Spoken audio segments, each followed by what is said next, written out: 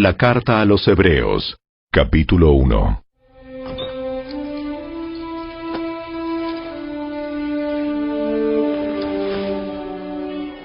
Hace mucho tiempo, Dios habló muchas veces y de diversas maneras a nuestros antepasados por medio de los profetas. Y ahora, en estos últimos días, nos ha hablado por medio de su Hijo. Dios le prometió todo al Hijo como herencia, y mediante el Hijo creó el universo. El Hijo irradia la gloria de Dios, y expresa el carácter mismo de Dios y sostiene todo con el gran poder de su palabra. Después de habernos limpiado de nuestros pecados, se sentó en el lugar de honor, a la derecha del majestuoso Dios en el cielo. Esto demuestra que el Hijo es muy superior a los ángeles, así como el nombre que Dios le dio es superior al nombre de ellos. Pues Dios nunca le dijo a ningún ángel lo que le dijo a Jesús. Tú eres mi Hijo. Hoy he llegado a ser tu Padre. Dios también dijo, yo seré su Padre, y él será mi Hijo.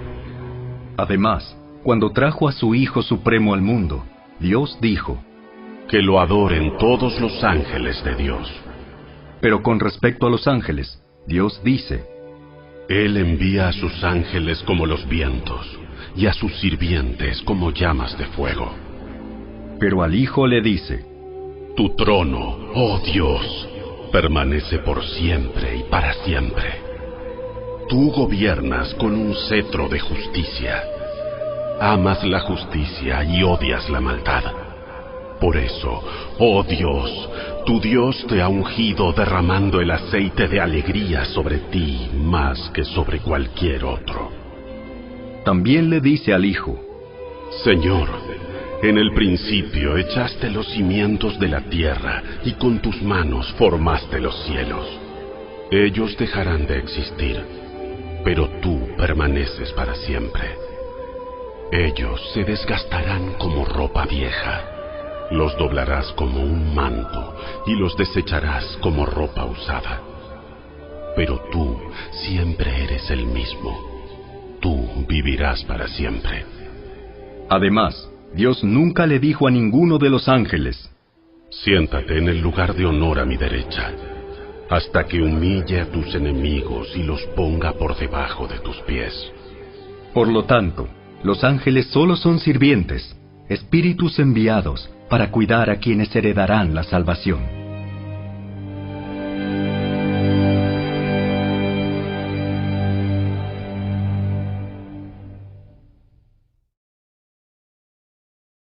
Capítulo 2. Así que debemos prestar mucha atención a las verdades que hemos oído, no sea que nos desviemos de ellas, pues el mensaje que Dios transmitió mediante los ángeles se ha mantenido siempre firme, y toda infracción de la ley y todo acto de desobediencia recibió el castigo que merecía. Entonces, ¿qué nos hace pensar que podemos escapar si descuidamos esta salvación tan grande, que primeramente fue anunciada por el mismo Señor Jesús y luego nos fue transmitida por quienes lo oyeron hablar? Además, Dios confirmó el mensaje mediante señales, maravillas, diversos milagros y dones del Espíritu Santo, según su voluntad. Es más, no son los ángeles quienes gobernarán el mundo futuro del cual hablamos, porque en cierto lugar las Escrituras dicen, ¿qué son los simples mortales para que pienses en ellos, o un hijo de hombre para que de él te ocupes? Sin embargo, los hiciste un poco menor que los ángeles y los coronaste de gloria y honor. Le diste autoridad sobre todas las cosas. Ahora bien, cuando dice todas las cosas, significa que nada queda afuera. Pero todavía no vemos que todas las cosas sean puestas bajo su autoridad. No obstante, lo que sí vemos es a Jesús, a quien se le dio una posición un poco menor que los ángeles, y debido a que sufrió la muerte por nosotros, ahora está coronado de gloria y honor. Efectivamente, por la gracia de Dios, Jesús conoció la muerte por todos. Dios, para quien y por medio de quien todo fue hecho, eligió llevar a muchos hijos a la gloria. convenía a Dios que, mediante el sufrimiento, hiciera a Jesús un líder perfecto, apto para llevarlos a la salvación. Por lo tanto, Jesús y los que Él hace santos tienen el mismo Padre. Por esa razón, Jesús no se avergüenza de llamarlos sus hermanos, pues le dijo a Dios: anunciaré tu nombre a mis hermanos.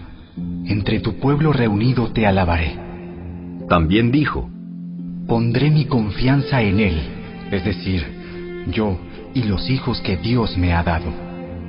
Debido a que los hijos de Dios son seres humanos, hechos de carne y sangre, el Hijo también se hizo de carne y sangre. Pues sólo como ser humano podía morir, y sólo mediante la muerte podía quebrantar el poder del diablo, quien tenía el poder sobre la muerte. Únicamente de esa manera el Hijo podía libertar a todos los que vivían esclavizados por temor a la muerte. También sabemos que el Hijo no vino para ayudar a los ángeles, sino que vino para ayudar a los descendientes de Abraham. Por lo tanto, era necesario que en todo sentido Él se hiciera semejante a nosotros, sus hermanos, para que fuera nuestro sumo sacerdote fiel y misericordioso delante de Dios. Entonces, podría ofrecer un sacrificio que quitaría los pecados del pueblo. Debido a que Él mismo ha pasado por sufrimientos y pruebas, puede ayudarnos cuando pasamos por pruebas.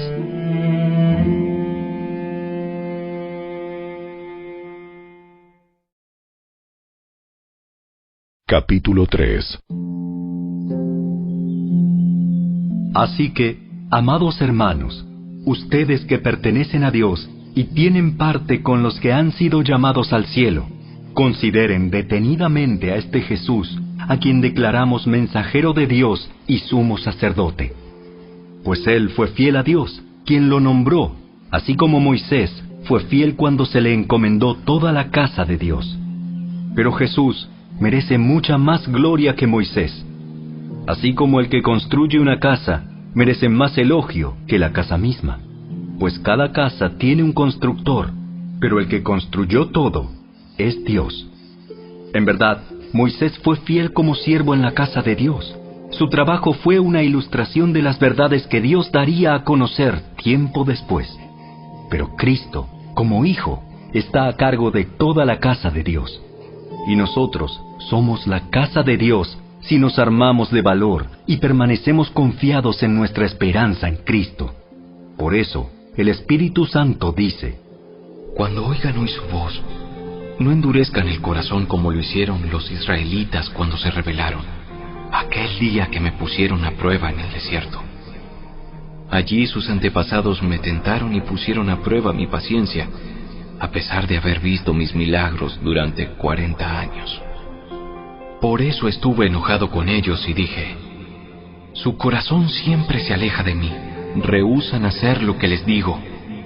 Así que en mi enojo juré: ellos nunca entrarán en mi lugar de descanso. Por lo tanto, amados hermanos, cuidado. Asegúrense de que ninguno de ustedes tenga un corazón maligno e incrédulo que los aleje del Dios vivo. Adviértanse unos a otros todos los días mientras dure ese hoy, para que ninguno sea engañado por el pecado y se endurezca contra Dios.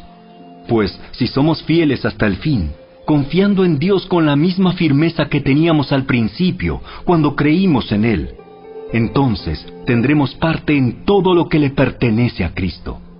Recuerden lo que dice: cuando oigan hoy su voz, no endurezcan el corazón como lo hicieron los israelitas cuando se rebelaron.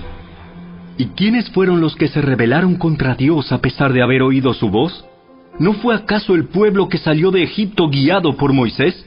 ¿Y quiénes hicieron enojar a Dios durante 40 años? ¿Acaso no fueron los que pecaron, cuyos cadáveres quedaron tirados en el desierto? ¿Y a quiénes hablaba Dios cuando juró que jamás entrarían en su descanso? ¿Acaso no fue a los que lo desobedecieron? Como vemos, ellos no pudieron entrar en el descanso de Dios a causa de su incredulidad.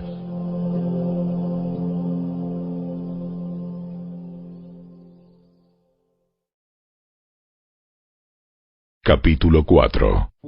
Todavía sigue vigente la promesa que hizo Dios de entrar en su descanso. Por lo tanto, Debemos temblar de miedo ante la idea de que alguno de ustedes no llegue a alcanzarlo. Pues esta buena noticia del descanso que Dios ha preparado se nos ha anunciado tanto a ellos como a nosotros.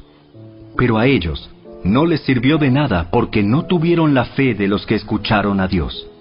Pues solo los que creemos podemos entrar en su descanso. En cuanto a los demás, Dios dijo: En mi enojo juré, ellos nunca entrarán en mi lugar de descanso. Si bien ese descanso está preparado desde que Él hizo el mundo, sabemos que está preparado debido al pasaje en las Escrituras que menciona el séptimo día. Cuando llegó el séptimo día, Dios descansó de toda su labor. Pero en el otro pasaje Dios dijo: ellos nunca entrarán en mi lugar de descanso. Así que el descanso de Dios está disponible para que la gente entre, pero los primeros en oír esta buena noticia no entraron porque desobedecieron a Dios. Entonces Dios fijó otro tiempo para entrar en su descanso, y ese tiempo es hoy. Lo anunció mucho más tarde por medio de David, en las palabras que ya se han citado: Cuando oigan hoy su voz, no endurezcan el corazón. Ahora bien, si Josué hubiera logrado darles ese descanso, Dios no habría hablado de otro día de descanso aún por venir. Así que todavía hay un descanso especial en espera para el pueblo de Dios. Pues todos los que han entrado en el descanso de Dios han descansado de su trabajo, tal como Dios descansó del suyo después de crear el mundo. Entonces, hagamos todo lo posible por entrar en ese descanso. Pero si desobedecemos a Dios como lo hizo el pueblo de Israel, caeremos. Pues la palabra de Dios es viva y poderosa. Es más cortante que cualquier espada de dos filos. Penetra entre el alma y el espíritu, entre la articulación y la médula del hueso. Deja al descubierto nuestros pensamientos y deseos más íntimos. No hay nada en toda la creación que esté oculto a Dios. Todo está desnudo y expuesto ante sus ojos, y es a Él a quien rendimos cuentas. Por lo tanto, ya que tenemos un gran sumo sacerdote que entró en el cielo, Jesús, el Hijo de Dios, aferrémonos a lo que creemos. Nuestro sumo sacerdote comprende nuestras debilidades, porque enfrentó todas y cada una de las pruebas que enfrentamos nosotros. Sin embargo, Él nunca pecó. Así que acerquémonos con toda confianza al trono de la gracia de nuestro Dios. Allí recibiremos su misericordia y encontraremos la gracia que nos ayudará cuando más la necesitemos.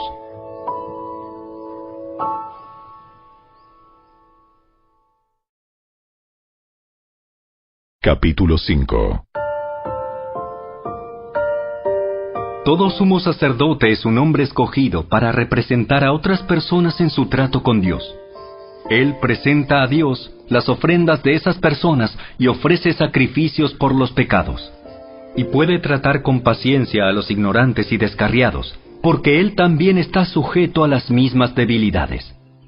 Por esa razón, debe ofrecer sacrificios tanto por sus propios pecados como por los del pueblo. Y nadie puede llegar a ser sumo sacerdote solo porque desee tener ese honor. Tiene que ser llamado por Dios para ese trabajo, como sucedió con Aarón. Por eso, Cristo no se honró a sí mismo haciéndose sumo sacerdote, sino que fue elegido por Dios, quien le dijo: Tú eres mi hijo. Hoy he llegado a ser tu padre. Y en otro pasaje, Dios le dijo: Tú eres sacerdote para siempre, según el orden de Melquisedec. Mientras estuvo aquí en la tierra, Jesús ofreció oraciones y súplicas con gran clamor y lágrimas al que podía rescatarlo de la muerte. Y Dios oyó sus oraciones por la gran reverencia que Jesús le tenía. Aunque era hijo de Dios, Jesús aprendió obediencia por las cosas que sufrió. De ese modo, Dios lo hizo apto para ser el sumo sacerdote perfecto, y Jesús llegó a ser la fuente de salvación eterna para todos los que le obedecen. Y Dios lo designó sumo sacerdote según el orden de Melquisedec. Nos gustaría decir mucho más sobre este tema, pero es difícil de explicar, sobre todo porque ustedes Son torpes espiritualmente y tal parece que no escuchan. Hace tanto que son creyentes que ya deberían estar enseñando a otros. En cambio, necesitan que alguien vuelva a enseñarles las cosas básicas de la palabra de Dios. Son como niños pequeños que necesitan leche y no pueden comer alimento sólido, pues el que se alimenta de leche sigue siendo bebé y no sabe cómo hacer lo correcto. El alimento sólido es para los que son maduros, los que a fuerza de práctica están capacitados para distinguir entre lo bueno y lo malo.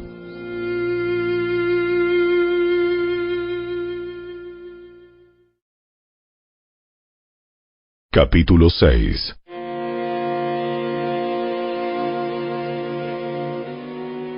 Así que dejemos de repasar una y otra vez las enseñanzas elementales acerca de Cristo.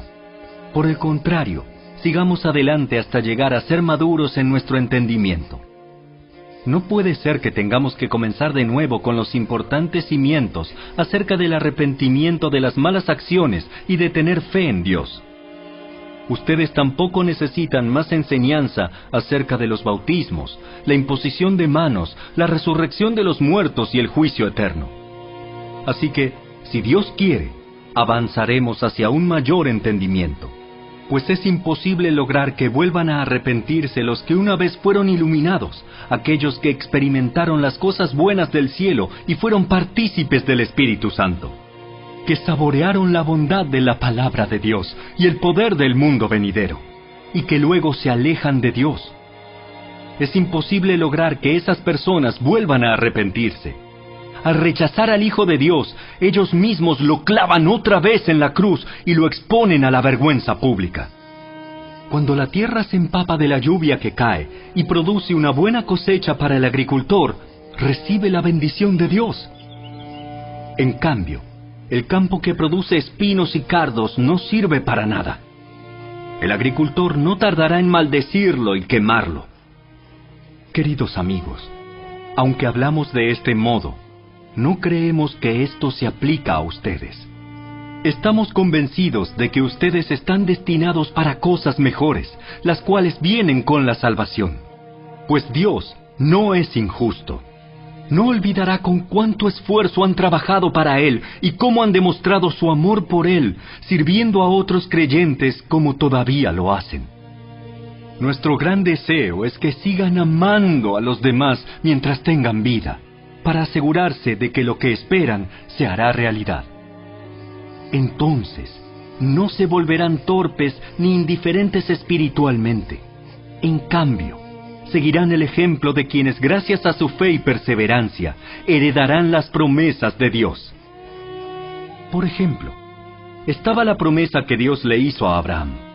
Como no existía nadie superior a Dios por quien jurar, Dios juró por su propio nombre, diciendo: Ciertamente te bendeciré y multiplicaré tu descendencia hasta que sea incontable. Entonces Abraham esperó con paciencia y recibió lo que Dios le había prometido. Ahora bien, cuando las personas hacen un juramento, invocan a alguien superior a ellas para obligarse a cumplirlo. Y no cabe ninguna duda de que ese juramento conlleva una obligación. Dios también se comprometió mediante un juramento para que los que recibieran la promesa pudieran estar totalmente seguros de que Él jamás cambiaría de parecer. Así que Dios ha hecho ambas cosas, la promesa y el juramento. Estas dos cosas no pueden cambiar, porque es imposible que Dios mienta. Por lo tanto, los que hemos acudido a Él en busca de refugio, podemos estar bien confiados aferrándonos a la esperanza que está delante de nosotros. Esta esperanza es un ancla firme y confiable para el alma. Nos conduce a través de la cortina al santuario interior de Dios. Jesús ya entró allí por nosotros. Él ha llegado a ser nuestro eterno sumo sacerdote, según el orden de Melquisedec.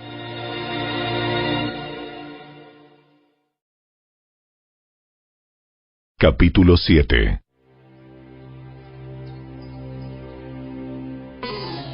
Este Melquisedec fue rey de la ciudad de Salem y también sacerdote del Dios Altísimo. Cuando Abraham regresaba triunfante de una gran batalla contra los reyes, Melquisedec salió a su encuentro y lo bendijo. Después Abraham tomó la 10ª parte de todo lo que había capturado en la batalla y se la dio a Melquisedec. El nombre Melquisedec significa Rey de Justicia, y Rey de Salem significa Rey de Paz. No hay registro de su padre ni de su madre, ni de ninguno de sus antepasados. No hay principio ni fin de su vida. A semejanza del Hijo de Dios, sigue siendo sacerdote para siempre. Consideren entonces la grandeza de este Melquisedec. Incluso Abraham, el gran patriarca de Israel, reconoció esto al entregarle la 10ª parte de lo que había capturado en la batalla. Ahora bien, la ley de Moisés exigía que los sacerdotes, que son descendientes de Leví, le cobraran el diezmo al resto del pueblo de Israel, quienes también son descendientes de Abraham. Sin embargo, Melquisedec, que no era descendiente de Leví, recibió de Abraham la 10ª parte. Y Melquisedec bendijo a Abraham, quien ya había recibido las promesas de Dios. Sin lugar a dudas, el que tiene el poder para bendecir es superior a quien recibe la bendición. Los sacerdotes que reciben los diezmos son hombres que mueren, así que Melquisedec es superior a ellos porque se nos dice que sigue viviendo. Además, podríamos decir que esos levitas, los que reciben el diezmo, pagaron un diezmo a Melquisedec cuando lo pagó su antepasado Abraham. A pesar de que Leví aún no había nacido, la simiente de la cual provino ya existía en el cuerpo de Abraham cuando Melquisedec recibió su diezmo. Entonces, si el sacerdocio de Leví, sobre el cual se basó la ley, hubiera podido lograr la perfección que Dios propuso, ¿por qué fue necesario que Dios estableciera un sacerdocio diferente, con un sacerdote según el orden de Melquisedec, en lugar del orden de Leví y Aarón? Y si se cambia el sacerdocio, también es necesario cambiar la ley para permitirlo. Pues el sacerdote a quien nos referimos pertenece a una tribu diferente, cuyos miembros jamás han servido en el altar como sacerdotes.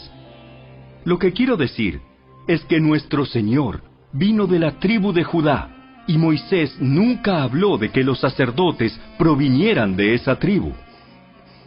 Ese cambio resulta aún más evidente, ya que ha surgido un sacerdote diferente, quien es como Melquisedec. Jesús llegó a ser sacerdote no por cumplir con la ley del requisito físico de pertenecer a la tribu de Leví, sino por el poder de una vida que no puede ser destruida. Y el salmista lo señaló cuando profetizó: Tú eres sacerdote para siempre, según el orden de Melquisedec. Así que el antiguo requisito del sacerdocio quedó anulado por ser débil e inútil, pues la ley nunca perfeccionó nada, pero ahora confiamos en una mejor esperanza por la cual nos acercamos a Dios. Este nuevo sistema se estableció mediante un juramento solemne. Los descendientes de Aarón llegaron a ser sacerdotes sin un juramento, pero había un juramento con relación a Jesús, pues Dios le dijo: El Señor ha hecho un juramento y no romperá su promesa. Tú eres sacerdote para siempre. Debido a ese juramento, Jesús es quien garantiza este mejor pacto con Dios. Hubo muchos sacerdotes bajo el sistema antiguo porque la muerte les impedía continuar con sus funciones. Pero dado que Jesús vive para siempre, su sacerdocio dura para siempre. Por eso puede salvar una vez y para siempre a los que vienen a Dios por medio de Él, quien vive para siempre a fin de interceder con Dios a favor de ellos. Él es la clase de sumo sacerdote que necesitamos, porque es santo y no tiene culpa ni mancha de pecado. Él ha sido apartado de los pecadores y se le ha dado el lugar de más alto honor en el cielo. A diferencia de los demás sumos sacerdotes, no tiene necesidad de ofrecer sacrificios cada día. Ellos los ofrecían primero por sus propios pecados y luego por los del pueblo. Sin embargo, Jesús lo hizo una vez y para siempre, cuando se ofreció a sí mismo como sacrificio por los pecados del pueblo. La ley nombra a sumos sacerdotes que están limitados por debilidades humanas, Pero después de que la ley fue entregada, Dios nombró a su Hijo mediante un juramento, y su Hijo ha sido hecho el perfecto sumo sacerdote para siempre.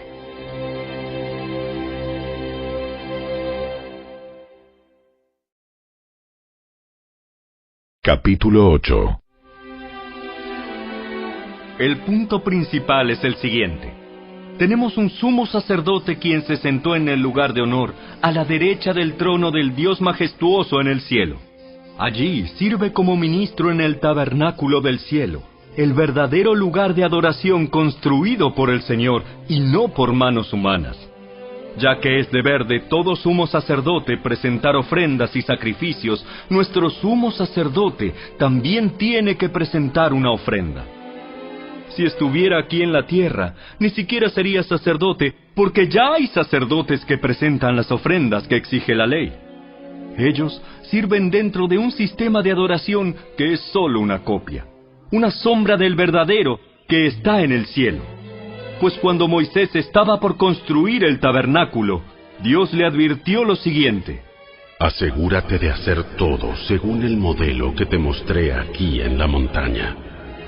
Pero ahora a Jesús, nuestro sumo sacerdote, se le ha dado un ministerio que es muy superior al sacerdocio antiguo, porque Él es mediador a nuestro favor de un mejor pacto con Dios basado en promesas mejores.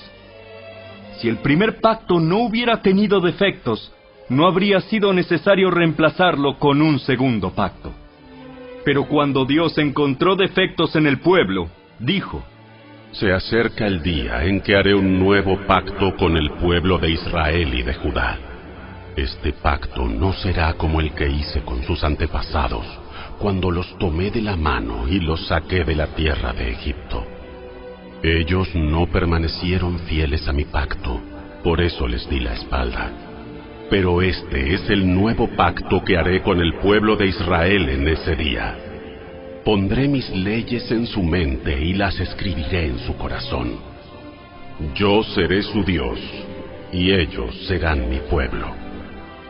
Y no habrá necesidad de enseñar a sus vecinos, ni habrá necesidad de enseñar a sus parientes diciendo: deberías conocer al Señor. Pues todos ya me conocerán, desde el más pequeño hasta el más grande.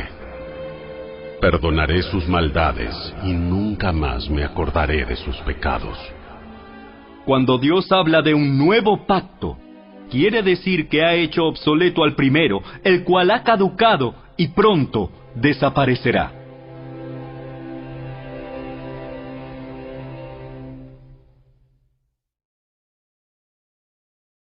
Capítulo 9. Ese primer pacto entre Dios e Israel incluía ordenanzas para la adoración y un lugar de culto aquí, en la tierra. Ese tabernáculo estaba formado por 2 salas. En la primera sala había un candelabro, una mesa y los panes consagrados sobre ella. Esta sala se llamaba Lugar Santo. Luego había una cortina detrás de la cual se encontraba la segunda sala, llamada Lugar Santísimo. En esa sala había un altar de oro para el incienso y un cofre de madera conocido como el Arca del Pacto, el cual estaba totalmente cubierto de oro. Dentro del arca había un recipiente de oro que contenía el maná, la vara de Aarón a la que le habían salido hojas y las tablas del pacto que eran de piedra. Por encima del arca estaban los querubines de la gloria divina, cuyas alas se extendían sobre la tapa del arca, es decir, el lugar de la expiación. Pero ahora no podemos explicar estas cosas en detalle. Cuando estos elementos estaban en su lugar, los sacerdotes entraban con regularidad en la primera sala durante el cumplimiento de sus deberes religiosos. Pero solo el sumo sacerdote entraba en el lugar santísimo y lo hacía una sola vez al año. Y siempre ofrecía sangre por sus propios pecados y por los pecados que el pueblo cometía por ignorancia. Mediante esas ordenanzas, el Espíritu Santo daba a entender que la entrada al lugar santísimo no estaba abierta a todos, en tanto siguiera en pie el tabernáculo y el sistema que representaba. Esta es una ilustración que apunta al tiempo presente. pues las ofrendas y los sacrificios que ofrecen los sacerdotes no pueden limpiar la conciencia de las personas que los traen. Pues ese sistema antiguo solo consiste en alimentos, bebidas y diversas ceremonias de purificación, es decir, ordenanzas externas que permanecieron vigentes solo hasta que se estableció un sistema mejor. Entonces Cristo ahora ha llegado a ser el sumo sacerdote por sobre todas las cosas buenas que han venido. Él entró en ese tabernáculo superior y más perfecto que está en el cielo, el cual no fue hecho por manos humanas ni forma parte del mundo creado.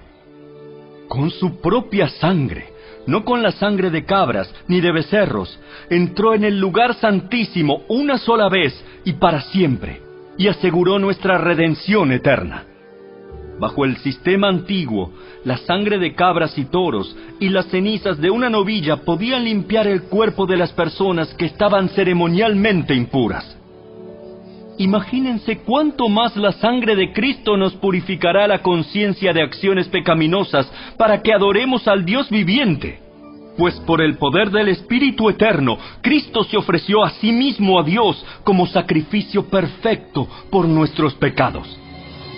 Por eso Él es el mediador de un nuevo pacto entre Dios y la gente, para que todos los que son llamados puedan recibir la herencia eterna que Dios les ha prometido. Pues Cristo murió para librarlos del castigo por los pecados que habían cometido bajo ese primer pacto.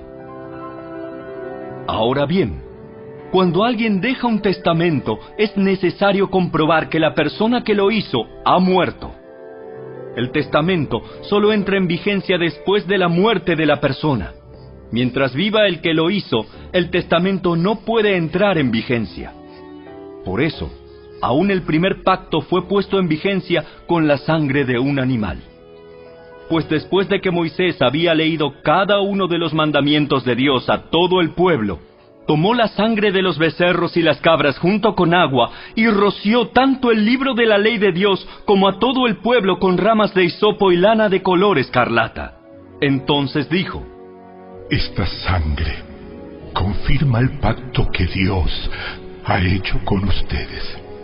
De la misma manera, roció con la sangre el tabernáculo y todo lo que se usaba para adorar a Dios. De hecho, según la ley de Moisés, casi todo se purificaba con sangre, porque sin derramamiento de sangre no hay perdón.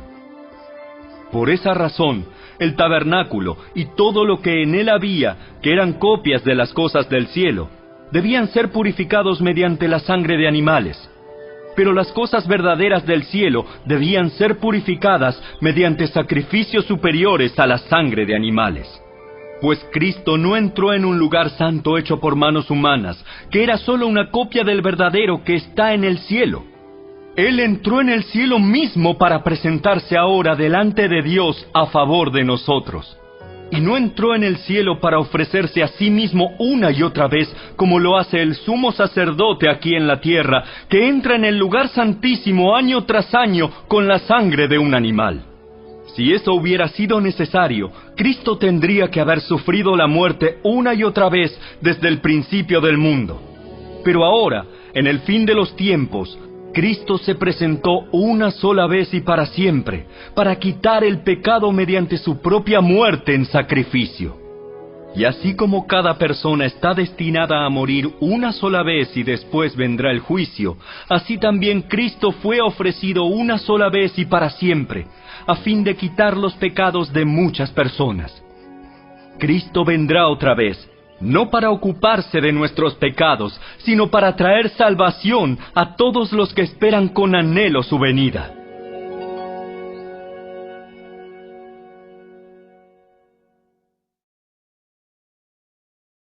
Capítulo 10. El sistema antiguo bajo la ley de Moisés era solo una sombra, un tenue anticipo de las cosas buenas por venir, no las cosas buenas en sí mismas. Bajo aquel sistema se repetían los sacrificios una y otra vez, año tras año, pero nunca pudieron limpiar por completo a quienes venían a adorar. Si los sacrificios hubieran podido limpiar por completo, entonces habrían dejado de ofrecerlos, porque los adoradores se habrían purificado una sola vez y para siempre, y habrían desaparecido los sentimientos de culpa. Pero en realidad, esos sacrificios les recordaban sus pecados año tras año, pues no es posible que la sangre de los toros y las cabras quite los pecados. Por eso, cuando Cristo vino al mundo, le dijo a Dios: No quisiste sacrificios de animales ni ofrendas por el pecado, pero me has dado un cuerpo para ofrecer. No te agradaron las ofrendas quemadas ni otras ofrendas por el pecado. Luego dije: Aquí estoy, oh Dios. He venido a hacer tu voluntad, como está escrito acerca de mí en las Escrituras. Primero, Cristo dijo: No quisiste sacrificios de animales, ni ofrendas por el pecado, ni ofrendas quemadas, ni otras ofrendas por el pecado. Tampoco te agradaron todas esas ofrendas, aun cuando la ley de Moisés las exige. Luego dijo: Aquí estoy, he venido a hacer tu voluntad. Él anula el primer pacto para que el segundo entre en vigencia, pues la voluntad de Dios fue que el sacrificio del cuerpo de Jesucristo nos hiciera santos una vez y para siempre. Bajo el antiguo pacto, el sacerdote oficia de pie delante del altar día tras día, ofreciendo los mismos sacrificios una y otra vez, los cuales nunca pueden quitar los pecados. Pero nuestro sumo sacerdote se ofreció a sí mismo a Dios como un solo sacrificio por los pecados, válido para siempre. Luego se sentó en el lugar de honor a la derecha de Dios. Allí espera hasta que sus enemigos sean humillados y puestos por debajo de sus pies. Pues mediante esa única ofrenda, Él perfeccionó para siempre a los que está haciendo santos. Y el Espíritu Santo también da testimonio de que es verdad, pues dice: Este es el nuevo pacto que haré con mi pueblo en aquel día. Pondré mis leyes en su corazón y las escribiré en su mente.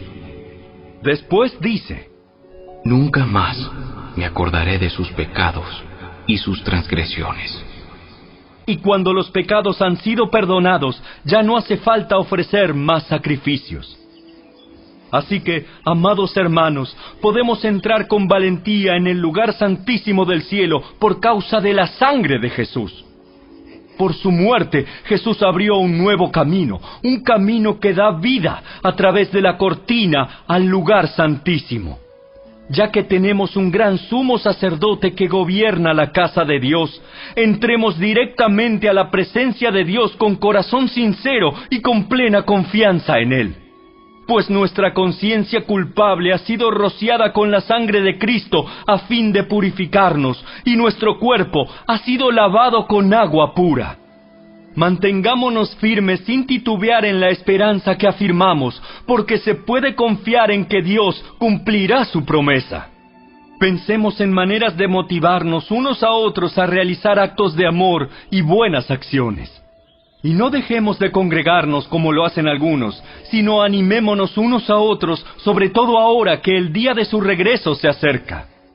Queridos amigos, si seguimos pecando a propósito después de haber recibido el conocimiento de la verdad, ya no queda ningún sacrificio que cubra esos pecados. Solo queda la terrible expectativa del juicio de Dios y el fuego violento que consumirá a sus enemigos. Pues todo el que rehusaba obedecer la ley de Moisés era ejecutado sin compasión por el testimonio de 2 o 3 testigos. Piensen, pues, cuánto mayor será el castigo para quienes han pisoteado al Hijo de Dios y han considerado la sangre del pacto, la cual nos hizo santos, como si fuera algo vulgar e inmundo, y han insultado y despreciado al Espíritu Santo que nos trae la misericordia de Dios. Pues conocemos al que dijo: Yo tomaré venganza, yo les pagaré lo que se merecen. También dijo: El Señor juzgará a su propio pueblo. Es algo aterrador caer en manos del Dios vivo. Acuérdense de los primeros tiempos cuando recién aprendían acerca de Cristo. Recuerden cómo permanecieron fieles aunque tuvieron que soportar terrible sufrimiento. Algunas veces los ponían en ridículo públicamente y los golpeaban. Otras veces ustedes ayudaban a los que pasaban por lo mismo. sufrieron junto con los que fueron metidos en la cárcel, y cuando a ustedes les quitaron todos sus bienes, lo aceptaron con alegría. Sabían que en el futuro les esperaban cosas mejores que durarán para siempre. Por lo tanto, no desechen la firme confianza que tienen en el Señor. Tengan presente la gran recompensa que les traerá. Perseverar con paciencia es lo que necesitan ahora para seguir haciendo la voluntad de Dios. Entonces recibirán todo lo que Él ha prometido. Pues dentro de muy poco tiempo, aquel que viene vendrá sin demorarse. Mis juicios vivirán por la fe, pero no me complaceré con nadie que se aleje. Pero nosotros no somos de los que se apartan de Dios hacia su propia destrucción. Somos los fieles, y nuestras almas serán salvas.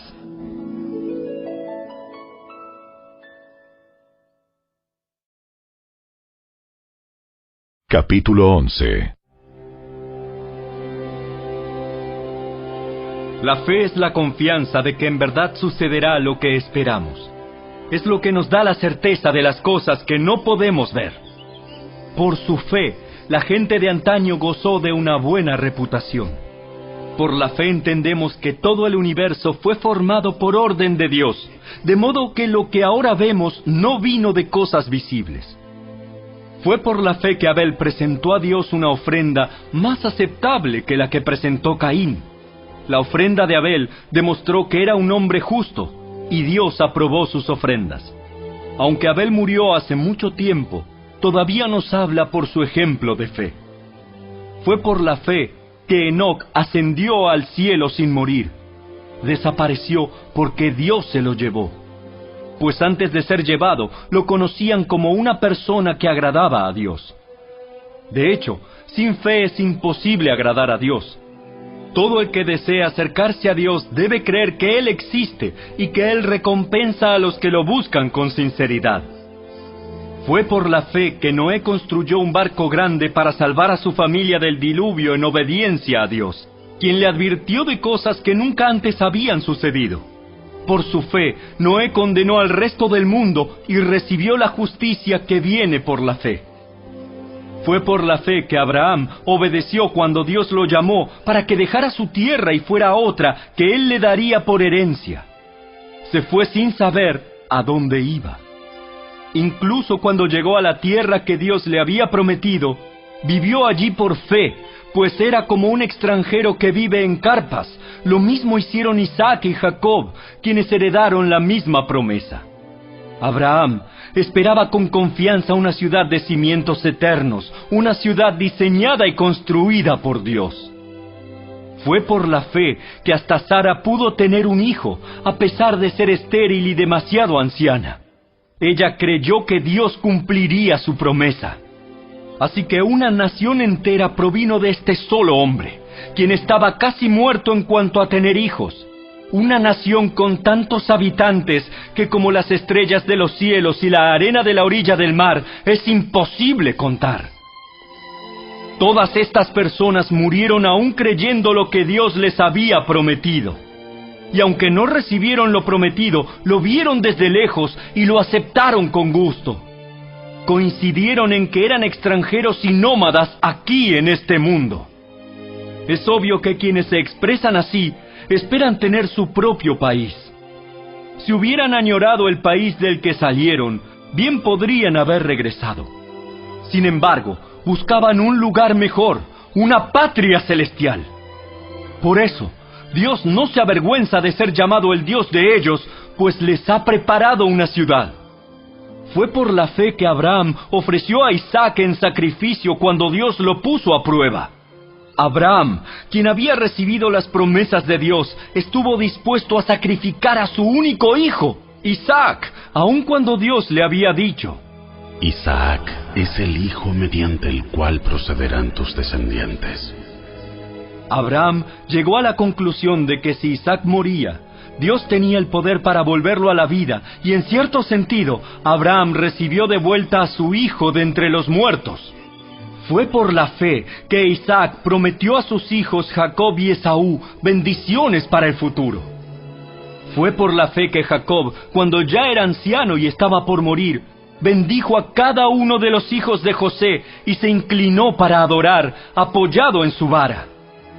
Fue por la fe que José, cuando iba a morir, declaró con confianza que el pueblo de Israel saldría de Egipto.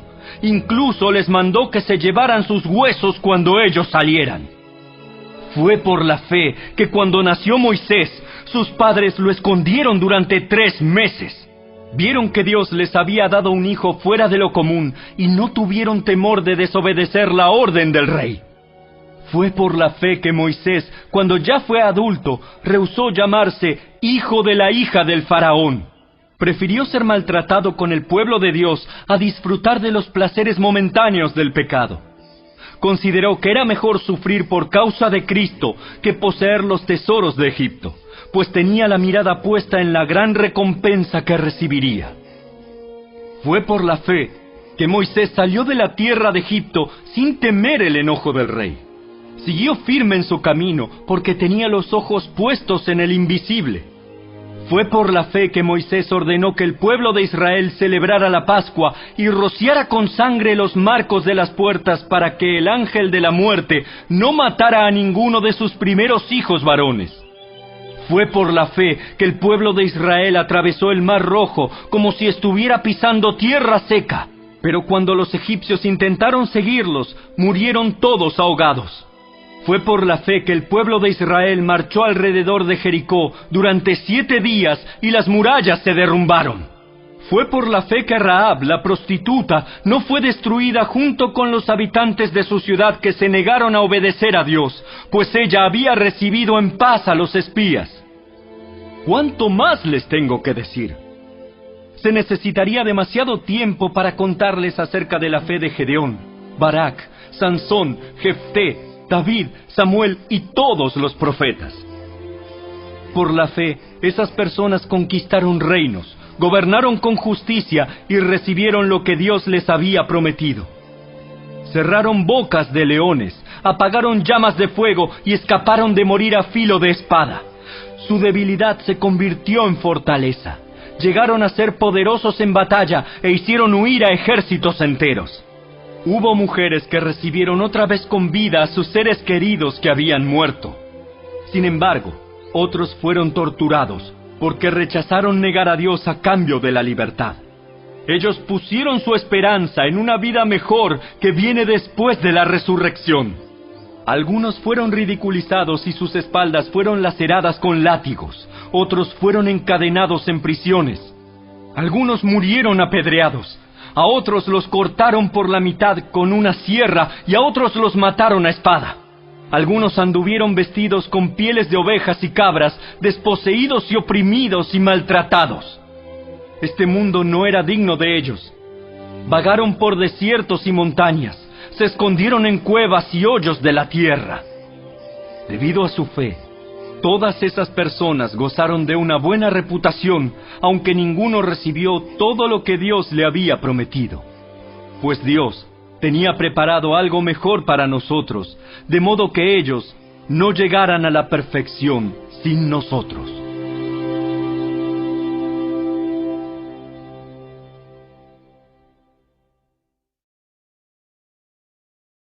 Capítulo 12. Por lo tanto, ya que estamos rodeados por una enorme multitud de testigos de la vida de fe, quitémonos todo peso que nos impida correr, especialmente el pecado que tan fácilmente nos hace tropezar, y corramos con perseverancia la carrera que Dios nos ha puesto por delante. Esto lo hacemos al fijar la mirada en Jesús, el campeón que inicia y perfecciona nuestra fe. Debido al gozo que le esperaba, Jesús soportó la cruz sin importarle la vergüenza que ésta representaba. Ahora está sentado en el lugar de honor junto al trono de Dios. Piensen en toda la hostilidad que soportó por parte de pecadores. Así no se cansarán ni se darán por vencidos. Después de todo, ustedes aún no han dado su vida en la lucha contra el pecado. ¿Acaso olvidaron las palabras de aliento con que Dios les habló a ustedes como a hijos? Él dijo: Hijo mío, no tomes a la ligera la disciplina del Señor, y no te des por vencido cuando te corrige.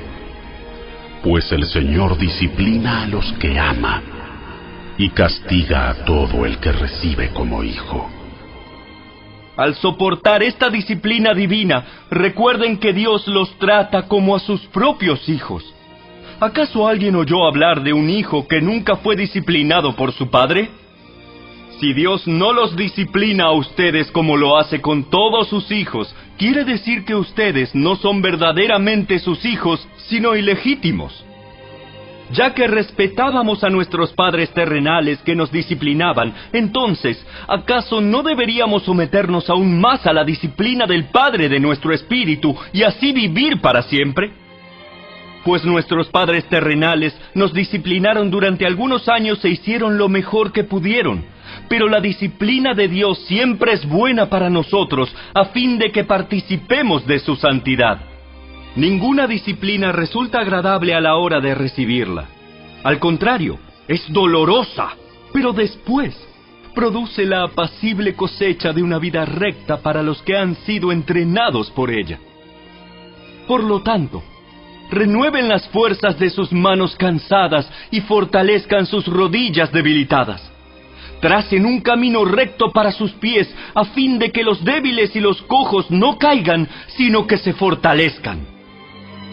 Esfuércense por vivir en paz con todos y procuren llevar una vida santa, porque los que no son santos no verán al Señor.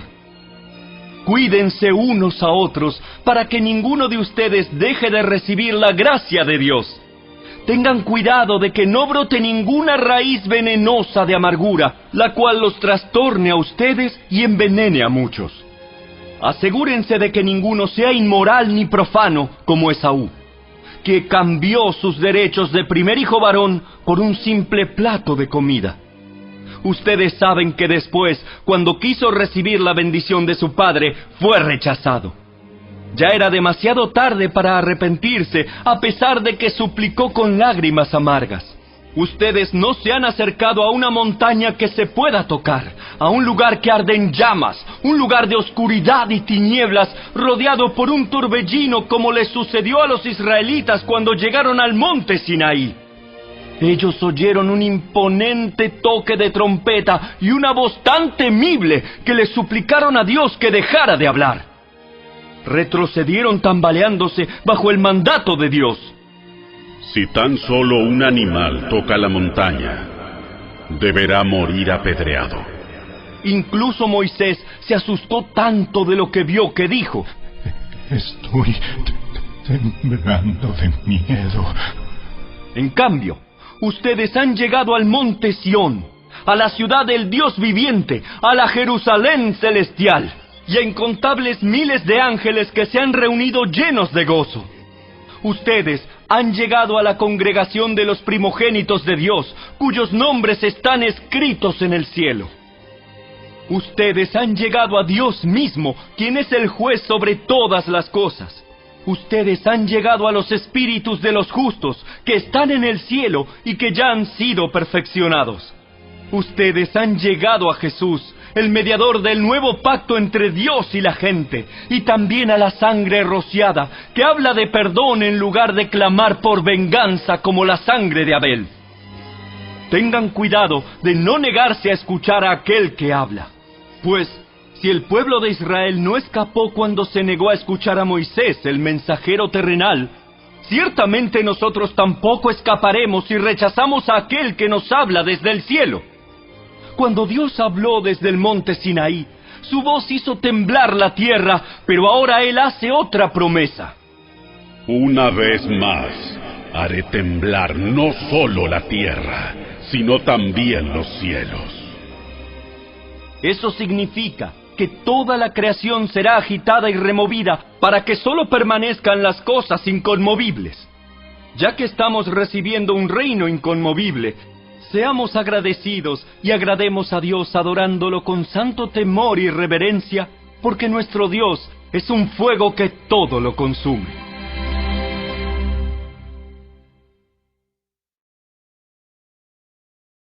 Capítulo 13. Sigan amándose unos a otros como hermanos. No se olviden de brindar hospitalidad a los desconocidos, porque algunos que lo han hecho han hospedado ángeles sin darse cuenta. Acuérdense de aquellos que están en prisión como si ustedes mismos estuvieran allí. Acuérdense también de los que son maltratados como si ustedes mismos sintieran en carne propia el dolor de ellos. Honren el matrimonio, y los casados manténganse fieles el uno al otro. Con toda seguridad, Dios juzgará a los que cometen inmoralidades sexuales y a los que cometen adulterio. No amen el dinero, estén contentos con lo que tienen, pues Dios ha dicho: nunca te fallaré, jamás te abandonaré. Así que podemos decir con toda confianza: el Señor es quien me ayuda, por tanto no temeré. ¿Qué me puede hacer un simple mortal? Acuérdense de los líderes que les enseñaron la palabra de Dios. Piensen en todo lo bueno que haya resultado de su vida y sigan el ejemplo de su fe. Jesucristo es el mismo ayer, hoy y siempre. Así que no se dejen cautivar por ideas nuevas y extrañas. Su fortaleza espiritual proviene de la gracia de Dios y no depende de reglas sobre los alimentos que de nada sirven a quienes las siguen. Tenemos un altar del cual los sacerdotes del tabernáculo no tienen derecho a comer. Bajo el sistema antiguo, el sumo sacerdote llevaba la sangre de los animales al lugar santo como sacrificio por el pecado, y los cuerpos de esos animales se quemaban fuera del campamento. De igual manera, Jesús sufrió y murió fuera de las puertas de la ciudad para hacer santo a su pueblo mediante su propia sangre. Entonces, salgamos al encuentro de Jesús, fuera del campamento, y llevemos la deshonra que Él llevó. Pues este mundo no es nuestro hogar permanente. Esperamos el hogar futuro. Por lo tanto, por medio de Jesús, ofrezcamos un sacrificio continuo de alabanza a Dios, mediante el cual proclamamos nuestra lealtad a su nombre. Y no se olviden de hacer el bien, ni de compartir lo que tienen con quienes pasan necesidad. Estos son los sacrificios que le agradan a Dios. Obedezcan a sus líderes espirituales y hagan lo que ellos dicen. Su tarea es cuidar el alma de ustedes y tienen que rendir cuentas a Dios. Denles motivos para que la hagan con alegría y no con dolor. Esto último ciertamente no los beneficiará a ustedes. Oren por nosotros, pues tenemos la conciencia limpia y deseamos comportarnos con integridad en todo lo que hacemos. Y oren especialmente para que pueda regresar a verlos pronto. Y ahora que el Dios de paz, quien levantó de entre los muertos a nuestro Señor Jesús, el gran pastor de las ovejas, y que ratificó un pacto eterno con su sangre, los capacite con todo lo que necesiten para hacer su voluntad. Que Él produzca en ustedes, mediante el poder de Jesucristo, todo lo bueno que a Él le agrada. A Él sea toda la gloria por siempre y para siempre. Amén. Les ruego, amados hermanos, que hagan caso a lo que les escribí en esta breve exhortación. Quiero que sepan que nuestro hermano Timoteo ya salió de la cárcel. Si llega pronto, lo llevaré conmigo cuando vaya a verlos. Saluden a todos los líderes y a todos los creyentes que están allí. Los creyentes de Italia les envían sus saludos. Que la gracia de Dios sea con todos ustedes.